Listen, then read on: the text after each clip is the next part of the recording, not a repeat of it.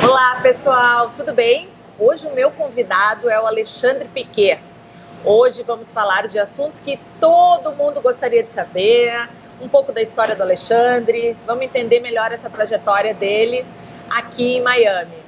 Oi Alexandre, tudo bem? Tudo bem? Prazer te receber. Prazer é meu de estar aqui, obrigado pelo convite. Que bom, que bom. Conta um pouquinho pra gente, há quanto tempo tu tá aqui nos Estados Unidos, um pouquinho da tua história, se tu já era advogado no Brasil, se tu veio para cá já nessa área. Conta um pouquinho pra gente. Bom, eu sou um imigrante, como todos nós aí que pelo menos gravitamos acerca desse universo aí de estar vivendo entre duas nacionalidades, que a gente nunca larga o nosso Brasil, né? Tá na veia. Mas estamos inseridos aqui nos Estados Unidos como um projeto de vida. Eu vim há 20 anos atrás. Uau. Então, e sempre aqui em Miami. E vim formado em Direito, já tinha formado no Direito no Brasil, e fiz o curso aqui novamente para prestar o exame da ordem no estado da Flórida, para ser obrigado a... Para validar, né? A fazer a Juris Doctor, né?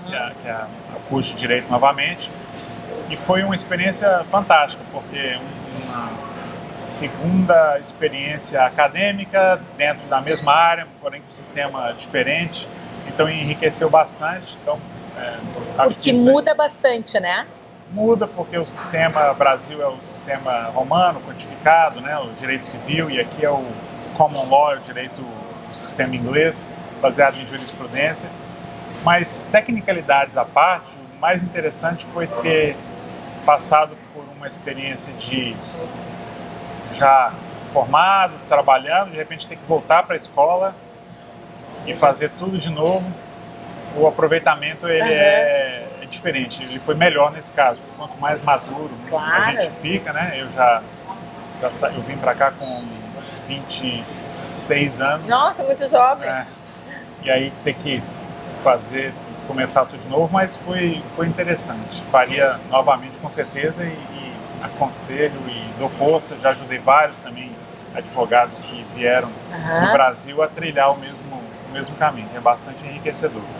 E aí nos primeiros 10 anos aqui eu trabalhei em algumas firmas de advocacia locais especializadas em direito internacional. E há 10 anos atrás eu montei o nosso escritório. Fica aqui em Brickell, né? Aqui na Brickell. Nós estamos no número 1000 da Brickell. Então, os últimos 10 anos foram dedicando a construir e a crescer a nossa marca, prática. Né? Então, são 20 anos aí basicamente de contato com gente que tem a mesma experiência ou tem a mesma intenção que é essa de vir para os Estados Unidos, seja como imigrante, seja como investidor, seja de passagem. Claro. Mas o foco sempre foi o estrangeiro, nesse caso o brasileiro, o latino-americano, o europeu, sobretudo o brasileiro, lógico, que é onde a gente tem uma expertise aí dos dois países, que vem para fazer negócios, investir, morar, trabalhar aqui nos Estados Unidos. E tu veio do Brasil já com a tua família ou tu constituiu família aqui? Eu tenho 2 filhos, nascidos aqui, e engraçado que você pergunta para eles, você é o quê? Aí você é o quê? Ótimo. Exato. Qual nacionalidade? Eles falam, eu nasci em Miami, os dois falam, eu nasci em Miami, mas eu sou brasileiro, papai. Que amor. Muito então, bom. Muito bom. Obviamente tem aquele carinho, né, que o brasileiro tem, né? Tem.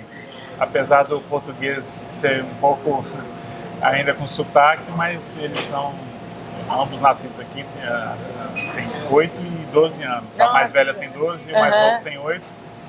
E acho que é o melhor dos dois mundos, né? Sem dúvida, para eles, sem dúvida. Exato, eles são americanos que têm essa pouco desse flavor, né, desse sabor Exato. brasileiro.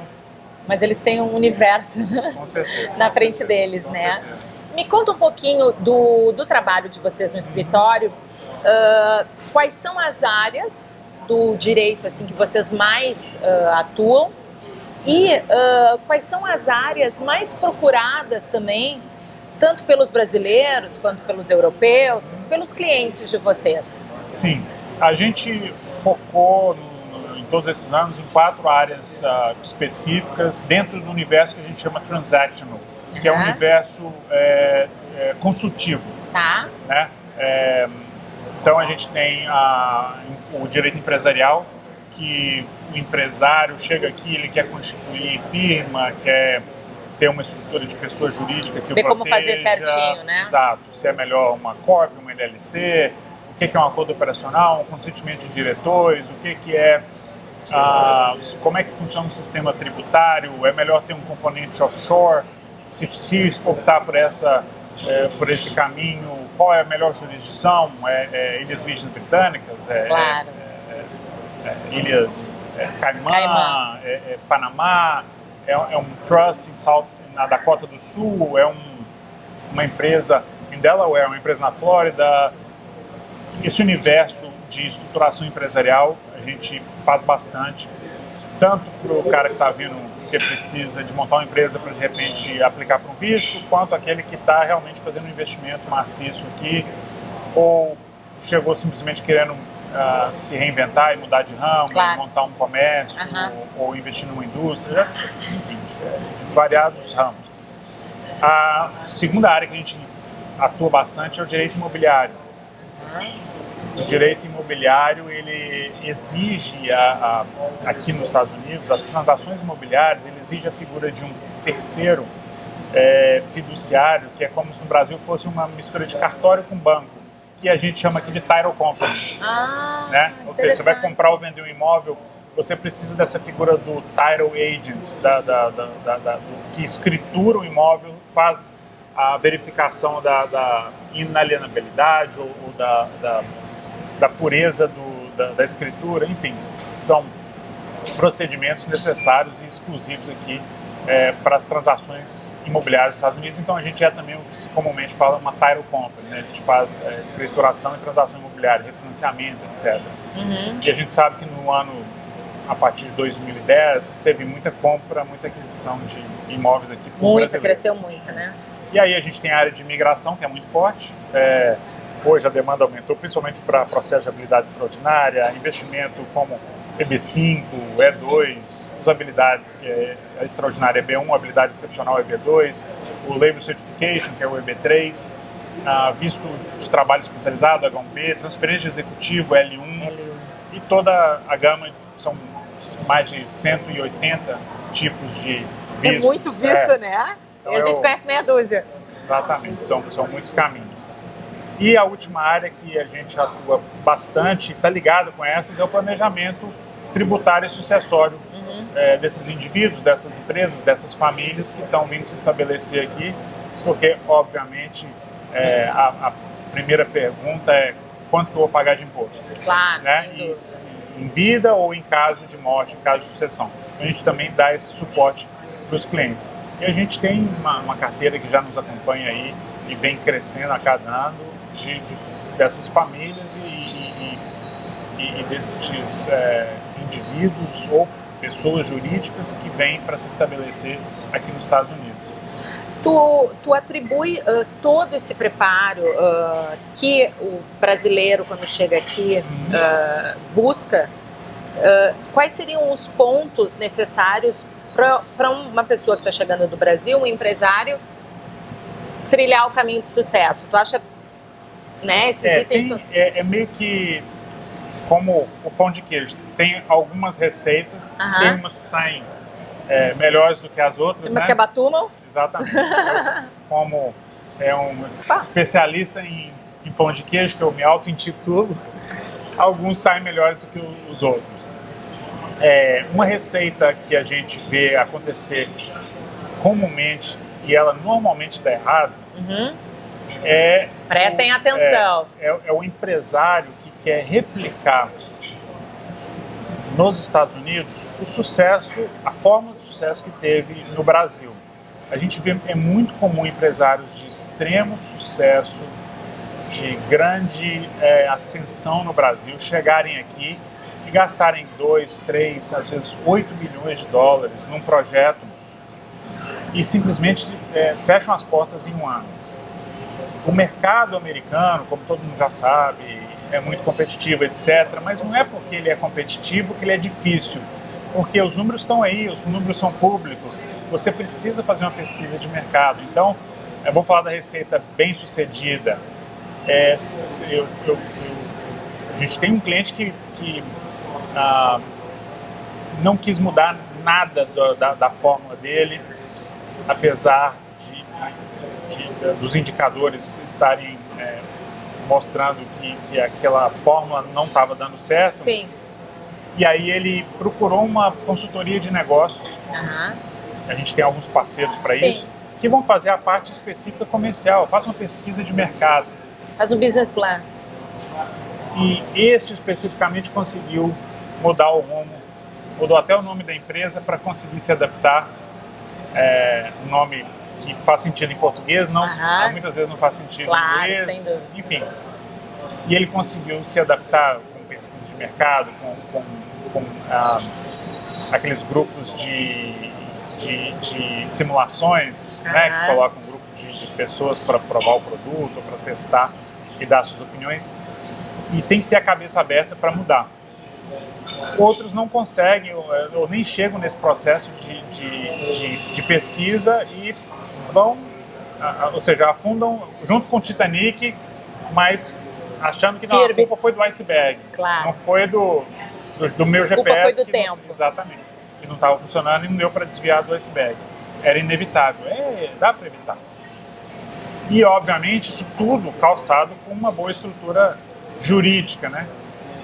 Aqui nos Estados Unidos, felizmente, né, para nós e felizmente mais ainda para os empresários, o advogado aqui ele ocupa um papel ainda de muita confiança e de muito valor dentro das transações comerciais.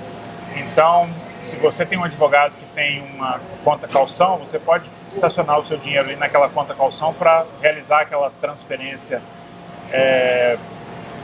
bancária, para realizar a sua transação comercial. Se você tem um bom advogado para te informar previamente sobre a questão de compliance, você vai gastar muito menos com possível liability, né? Um risco civil de algo que deu errado. Então, tem que estar de mãos dadas com o seu advogado, tem que estar de mãos dadas com o seu consultor de negócios. Cada macaco no seu galho, essa máxima, ela vale aqui. Não adianta pegar um advogado que vai falar, não, eu faço a pesquisa de mercado, eu faço a parte jurídica, eu faço tudo. Eu abro a empresa, eu cuido dos taxas, tudo. Corretor de imóveis é o que vai poder te assessorar no ponto. Uhum. O advogado, obviamente, nas questões jurídicas. O consultor de negócios, na pesquisa de mercado e guiar a sua entrada aqui. O contador, obviamente, muitas vezes em associação com o escritório de advocacia vai cuidar da parte contábil, fiscal. Então, você vai ter que necessariamente ter 2 ou 3 profissionais. O seu banker, né, é importantíssimo para te assessorar nos seus investimentos ou na estruturação financeira do seu negócio, captação de recursos. Você precisa estar cercado desses profissionais. Sem dúvida. A pergunta que todo mundo quer saber, está mais difícil o processo de vistos para brasileiros e para estrangeiros? Ou isso é uma lenda urbana? Ou só está mais lento o processo? Existe realmente alguma modificação da imigração em cima disso? Então, tem acontecido várias mudanças. Uhum. A grande maioria delas positivas para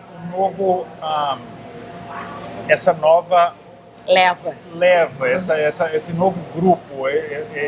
A gente costuma dizer que na década de 90 vinha muito o que a gente chama de blue collar, que é o trabalhador que vinha, por exemplo, para trabalhar na construção civil, entrava e ficava de forma ilegal.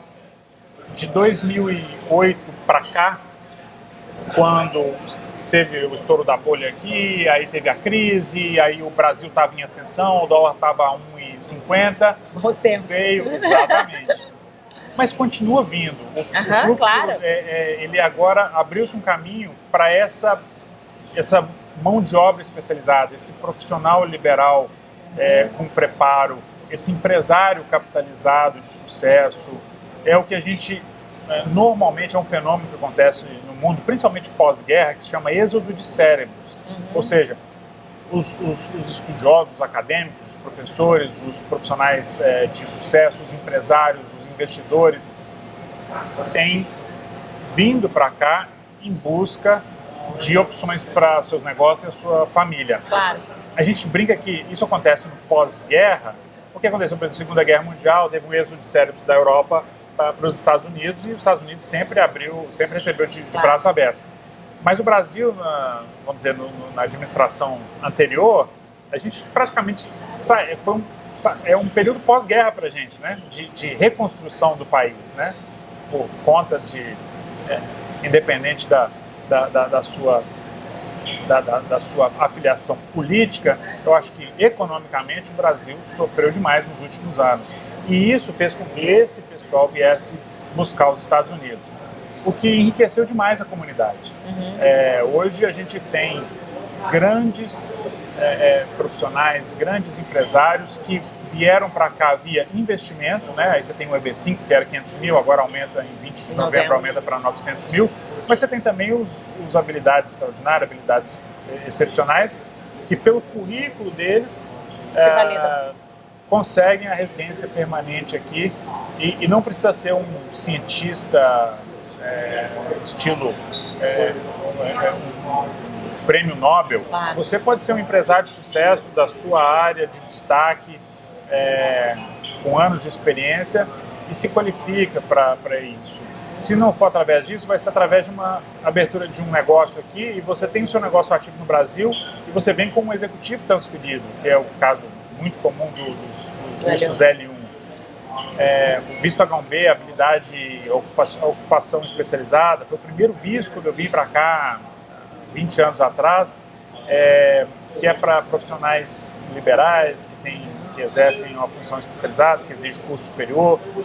Então, você tem essa leva que veio, essa nova leva, foi beneficiada pelas mudanças da lei. Então, respondendo a sua pergunta, sim, muitas alterações, a maioria delas ajuda este novo grupo, mas, obviamente, penaliza o grupo anterior, que veio, ficou ilegal, que busca um asilo, eventualmente tem passagem pela polícia por alguma coisa errada que fez, de repente um DUI, né, que é o dirigir sob influência de álcool ou de qualquer outra substância. Isso fica no registro dele, ele não tem o status imigratório regularizado, e aí essa nova administração aqui dos Estados Unidos está perseguindo, está buscando penalizar este grupo. Né? São 12 milhões de ilegais aqui nos Estados Unidos, metade entrou com um visto válido e aí ficou, ou seja, passou do prazo, e a outra metade veio ilegalmente mesmo, ou seja, passou, cruzou a fronteira. Pela fronteira, etc. Então, esse universo é que a administração atual está buscando com mais rigidez fazer cumprir algumas leis que não necessariamente são novas, mas não estavam sendo olhadas ao pé da letra. Então a gente tem esses dois universos, né? Somos 400, estimativa do consulado brasileiro aqui, somos 400 mil brasileiros aqui na Flórida. Uma parte significativa disso está em situação irregular, e obviamente a gente não tem muito que se possa fazer até sair uma lei nova, uma lei de anistia. Mas você tem um número crescente de solicitação de visto, empresas e empresários e investidores que são o grupo novo. E essa turma está vindo, traz investimento, ou seja, vem com a bandeira brasileira para fincar aqui em solo americano. Tem os erros de percurso, como eu disse, gente que não faz o seu para-casa e acaba dando com os burros na água, né, como a gente fala no Brasil, mas tem muita gente boa aí que está acertando o caminho, até no nosso ramo, profissionais de direito que têm vindo e contribuído bastante. Uns têm a oportunidade de fazer o curso e se licenciar aqui, como eu tive, tem esse privilégio, essa sorte, né, de poder correr atrás. Outros, por circunstâncias de vida, atuam aqui como consultores, mas sempre em parceria com um advogado licenciado local que os dá suporte. Enfim, o importante é, se vem para cá com boas intenções, trabalhar com ética e tentar fazer a coisa certa, tem espaço para todo mundo, desde que, obviamente, faça cumprindo as regras e dentro das limitações do que cada um pode contribuir aqui. Que ótimo. Para a gente encerrar com chave de ouro, queria te perguntar, queria pedir para tu dizer uma palavra ou uma frase que ilustrasse teu sucesso aqui nos Estados Unidos. Aqui nos Estados Unidos, preciso falar com uma palavra, mas se fosse escolher uma, eu diria humildade. Não, a humildade, assim, não é só essa humildade de falar assim, nossa, o cara é tão simples, ou então, nossa, essa pessoa... É a humildade de saber que quando a gente se insere em uma outra cultura, em outro país, você tem que estar disposto a aprender, você tem que estar disposto a abrir mão de certos paradigmas. Por mais bem-sucedido, por mais capaz que você seja e mais bem-sucedido que você tenha sido na sua vida anterior, né? É uma nova vida. Você tem que ser humilde para entender de que existe muito para aprender, para se adaptar, e essa humildade, lógico, aí vem, não dá para definir como um termo só, mas aí vem muito trabalho, claro. Vem ética, né? Os Estados Unidos, você é inocente até que se prova o contrário, mas você faz besteira uma vez, fecham-se as portas para sempre. Mas principalmente essa humildade. Aí vem a humildade do empresário de repente falar, pô, o que eu fiz que deu tão certo no Brasil, eu preciso adaptar aqui. A humildade do profissional liberal de falar, pô, mas eu estudei tanto e já tenho todas as licenças, mas aqui eu preciso correr atrás daquela outra licença que eu preciso para fazer para exercer a minha profissão aqui. A humildade do investidor que de repente sabe manobrar bem e aqui vai precisar de ter um aconselhamento especializado local. Você precisa ter essa humildade, entender que os Estados Unidos, ele te recebe de braços abertos, mas ele já tem um sistema que funciona e que recebe imigrantes há séculos. Você tem que se adaptar e tem que entrar no esquema, né? E não o contrário. Esse entendimento, ele vem com a humildade. E aí fica mais fácil. A gente vê até no dia a dia clientes, às vezes você precisa de uma documentação, mas para que eu tenho que mostrar isso? Porque é o sistema. Então, entender que a gente tem que cumprir os passos aqui. É um país maravilhoso, recebe todo mundo de braços abertos, que tenham a humildade para entender que você está vindo para recomeçar ou para acrescentar o seu conhecimento com experiências novas. Que ótimo. Então fica a dica, pessoal, super importante aqui do nosso convidado de hoje, Alexandre Piquet. Muito obrigada pela presença. Obrigado. E com certeza a gente terá novidades. Agora, até o próximo. Obrigado e vamos comer o pão de queijo agora. Boa. Oi, pessoal! Este programa tem o patrocínio da Oliver Móveis, uma empresa especializada em móveis planejados.